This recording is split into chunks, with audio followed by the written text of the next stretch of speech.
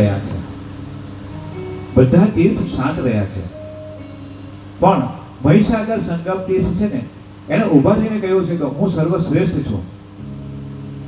બ્રહ્માજી કહે છે કે એ વાતનો હું સ્વીકાર કરું છું, તમે સર્વશ્રેષ્ઠ છો, પણ આજથી તમે ગુપ્ત રહેશો, કારણ કે તમે આત્મ પ્રશંસા કરી છે, તમે આત્મ પ્રશંસા કરી છે. તમારા વતી બીજા કોઈ બોલ્યું હોય તો બરાબર હતું, તમે જાતે પોતાની પ્રશંસા કરી છે, તમે આત્મ પ્રશંસા કરી હોવાને કારણે તમે ગુપ્ત રહેશો. એટલે આ તીર્થ ગુપ્ત છે. સ્કંદ પુરાણમાં ખૂબ જ વિશાળ ઉલ્લેખ છે આનો, ખૂબ વિશાળ ઉલ્લેખ છે. જો આપણે આ વાત કરીને થોડું 2 મિનિટ એની ચર્ચા કરી લઈએ. એવું કહેવાય છે કે આપણે આપણા અસ્થિને ગંગાજીમાં બંધાવીએ ને તો એનો ઉદ્ધાર થાય. એવો જ ઉદ્ધાર જો મહીસાગર સંગમ તીર્થમાં બંધાવવામાં આવે અસ્થિને તો પણ એવો જ ઉદ્ધાર થાય.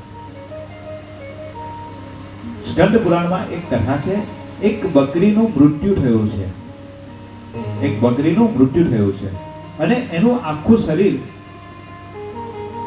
મહીસાગર સંગમ તીર્થમાં જઈને પડ્યું, પણ ઝાડમાં એનું માથું ભેરવાઈ ગયું, શિંગડા ભેરવાઈ ગયા એટલે માથું તૂટી ગયું, માથું તૂટી ગયું અને આ બકરી આખું શરીર સંગમમાં પડ્યું અને એનો ઉદ્ધાર એવો થયો કે એક રાજાની દિવ્ય કુંવરી તરીકે એને જન્મ લીધો.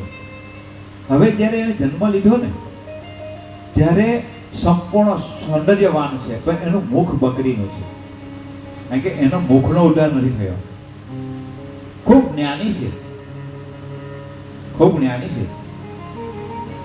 એ વિચાર કરે છે કે હું મારું એવું કયું કર્મ બાકી રહી ગયું તેને કારણે મને આવો અવતાર મળ્યો છે.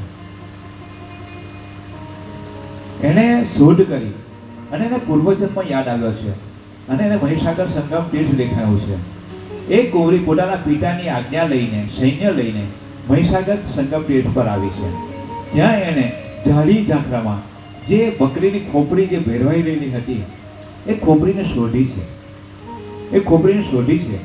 શોધીને પછી એ ખોપરીને વિધિપૂર્વક એને સંગમમાં બંધાવી દીધી અને એની સાથે એને દિવ્ય ચહેરો મળ્યો છે, દિવ્ય ચહેરો મળ્યો છે.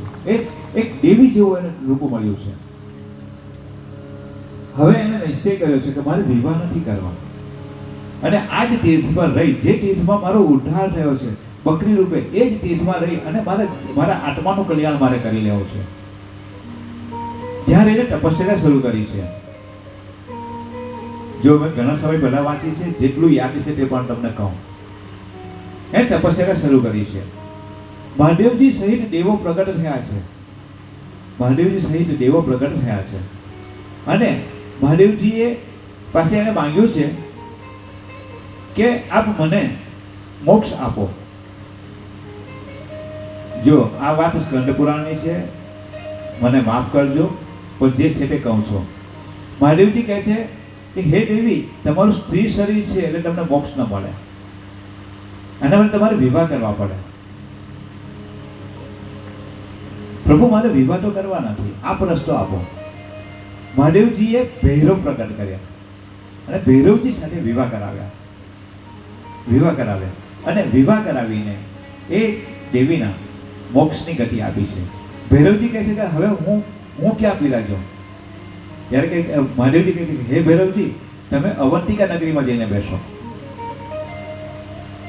તમે અવંતિકા નગરીમાં જઈને બેસો અને ત્યાં જે કાળ ભૈરવ છે તે આ કાળ ભૈરવની એક કથા સ્કંદ પુરાણમાં આવી છે. અહીંયાથી પછી મહાદેવજીની આજ્ઞા લઈ અને કાળ ભૈરવજી ત્યાં જઈને બેઠા છે. આવું મહીસાગર સંગમ તીર્થનું મહાત્મ્ય છે. અહીંયા ઘણી બધી વાતો છે મહીસાગર સંગમ તીર્થની. આપણી પાસે સમય ઓછો છે, ઘણી હજી વાતો કરવી છે આપણે, કારણ કે આપણે શિવ